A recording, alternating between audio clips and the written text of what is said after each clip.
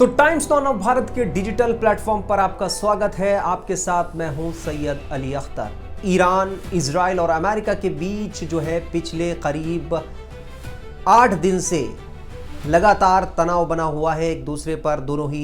तीनों ही मुल्क जो है वो वार पलटवार कर रहे हैं। ईरान जो है पीछे हटने को तैयार नहीं है। वो लगातार इजराइल पर तेल अवीव में बमबारी कर रहा है, मिसाइलें दाग रहा है। वहीं मिडिल ईस्ट में जो है अमेरिकी सैन्य अड्डों को भी निशाना बना रहा है। दूसरी तरफ अमेरिका, इजराइल ईरान पर ताबड़तोड़ हमले जो है जारी किए हुए हैं और बमबारी में अब तक ईरान में 1300 से ज़्यादा लोगों की मौत हो चुकी है। ऑपरेशन एपिक फ्यूरी के पहले हफ्ते में अमेरिकी बलों ने करीब 3000 से ज़्यादा ईरान के टारगेट्स पर हमला किया है और ईरान में एक तरह से तबाही की तस्वीरें वहां से सामने आ रही हैं। दूसरी जो बड़ी बात यह है वो ये कि अमेरिका ने ईरान के खिलाफ अपनी सैन्य कार्रवाई को और तेज करने का फैसला किया है।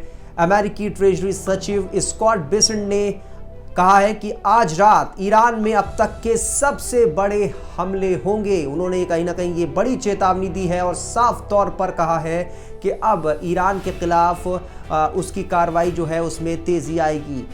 एक शो में बात करते हुए बेसेंट ने कहा कि जैसा कि सचिव हेक्सेथ, जनरल किन और राष्ट्रपति ट्रंप सभी ने आज रात कहा कि आज रात हमारा अब तक का सबसे बड़ा जो है बमबारी अभियान होगा और हम ईरानी मिसाइल लॉन्चरों, मिसाइलों को बनाने वाली फैक्ट्रियों को सबसे ज़्यादा नुकसान पहुंचाएंगे। अब तक अमेरिका जो गुपचुप तरीके से ऑपरेशन को पूरी तरह से अंजाम दे रहा था, वो खुलकर जो है चेतावनी दे रहा है ईरान को कि हम जो है उसके खिलाफ अब ये कार्रवाई करने जा रहे हैं। दूसरी तरफ स्ट्रेट ऑफ हॉर्मुज़ में ईरान ने भारी तबाही मचाई है। ईरान का दावा है कि अमेरिकी ऑयल टैंकर को उसने मिसाइल से उड़ा दिया है। स्ट्रेट ऑफ हॉर्मुज़ में ड्रोन के जरिए उड़ा दिया गया है। स्ट्रेट ऑफ हॉर्मुज़ में ईरान ने ये तबाही मचाई है और कामीकाजी ड्रोन से ऑयल टैंकर पर यह हमला किया गया है, ईरान का ये कहना है। वहीं दूसरी बात जो सबसे बड़ी खबर ईरान से निकल कर आ रही है कि वहाँ लगातार भूकंप आ रहे हैं। हम पिछले कुछ दिनों से देख रहे हैं, एक बार फिर भूकंप आया है। अमेरिकी भूवैज्ञानिक सर्वेक्षण के मुताबिक ईरान के अंदर बंदर अब्बास के पास सुबह करीब 8:48 पर यह भूकंप आया। भूकंप की तीव्रता रिएक्टर पैमाने पर 4.1 मापी गई। ईरान में पिछले कुछ दिनों से धरती लगातार कांप रही है, वहाँ लगातार भूकंप आ रहे हैं और ऐसे इलाकों में भूकंप आ रहे हैं जो ईरान में इससे वहां पर भूकंप नहीं आए, वहां पर इस तरह के भूकंप देखे जा रहे हैं। बीते मंगलवार को भी ईरान के दक्षिणी हिस्से में जोरदार भूकंप आया था। इस दौरान भूकंप की तीव्रता रिएक्टर स्केल पर 4.3 मैग्नीट्यूड मापी गई थी।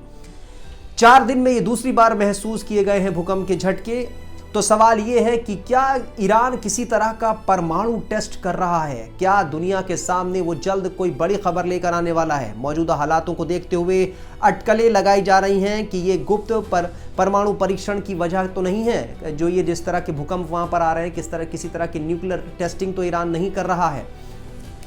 इसके अलावा हम आपको बता दें कि कल जो बड़ी खबर आई थी वो ये खबर इजराइल और अमेरिका को लेकर है, जो ईरान की तरफ से दावा किया गया है। ईरान के सर्वोच्च नेता आयतुल्लाह अली खामेनेई की मौत के बाद उनके ट्विटर हैंडल एक्स अकाउंट से पहली बार एक पोस्ट सामने आया जिसमें इजराइल को लेकर धमकी दी गई और इस पोस्ट में AI फोटो भी शेयर किया गया जिसमें मिसाइल निर्माण से लेकर टारगेट पर हमला करने तक की पूरी प्रक्रिया दिखाई गई है। बता दें कि 28 फरवरी को अमेरिका और इजराइल के हमले में जो है वो ईरान के supreme leader Ayatollah Syed Ali Khamenei मारे गए थे।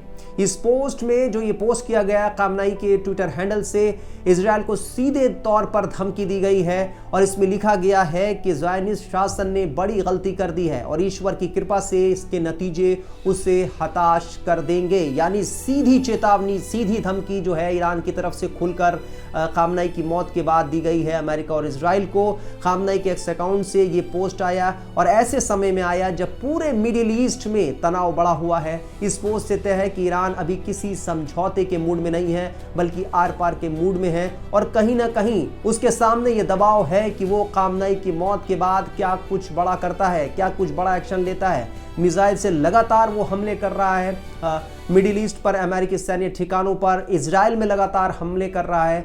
एक तरीके से इजराइल के जो तेल अवीव है और बाकी जो बड़े शहर हैं वहाँ पर लगातार हमले कर रहा है, उसमें काफ़ी नुकसान की खबर है।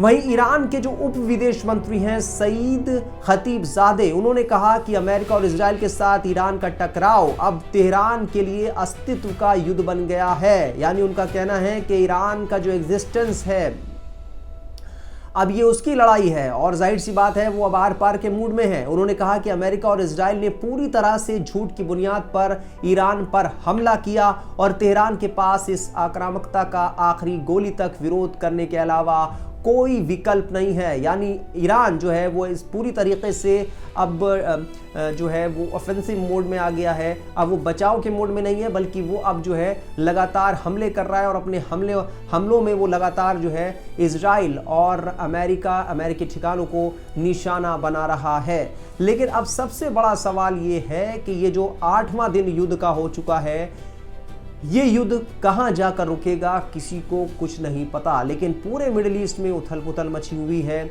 ईरान पीछे हटने को तैयार नहीं है। अमेरिका और इजराइल भी लगातार जो है अपने ऑपरेशन उन्होंने जारी रख रखे हैं। एक तरफ जो है वो ईरान का ट्रू प्रॉमिस 4 ऑपरेशन जारी है, वहीं अमेरिका का एपिक फ्यूरी जारी है और इसी तरह से इजराइल भी अपने ऑपरेशन को अंजाम दे रहा है।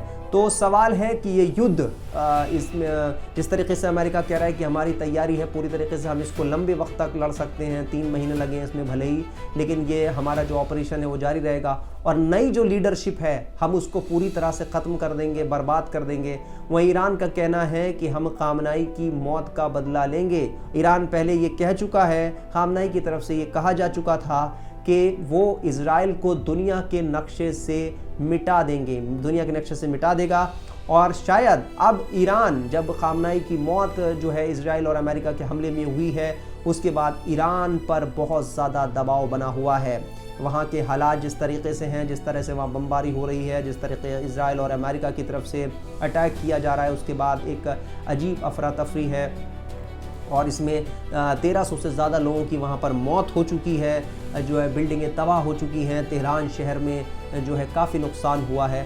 उसके बाद अब ईरान के सामने बड़ा चैलेंज ये है कि वो किस तरीके से अमेरिका और इजराइल को इस पूरे युद्ध में पछाड़ता है, किस तरीके से टक्कर लेता है, किस तरीके से उसका सामना करता है। और उसके अलावा वो देश में जिस तरह का एक गुस्सा था वहाँ की आवाम का, जिस तरह से वहाँ पर महंगाई और बाकी चीज़ें थी, उसको लेकर ये पूरा आंदोलन जो शुरू हुआ था शुरुआत में, वो कैसे आगे जाके शांत होता है। तो ईरान के सामने चुनौतियां बड़ी हैं, वहीं अमेरिका और इजराइल के सामने भी कि वो कैसे इस युद्ध में कूद तो गया है, लेकिन वो कैसे अब इससे बाहर निकलता है, ये बड़ा सवाल है।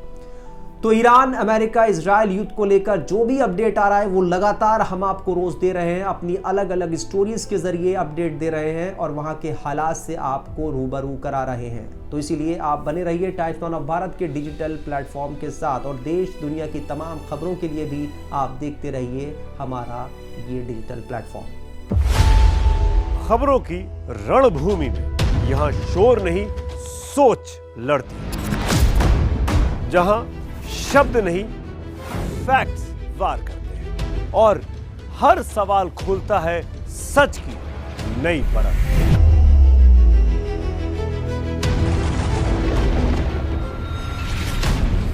चक्रव्यूह आपके अपने सुमित अवस्थी के साथ सोमवार से शुक्रवार शाम 6:57 पर टाइम्स नाउ नव भारत पर।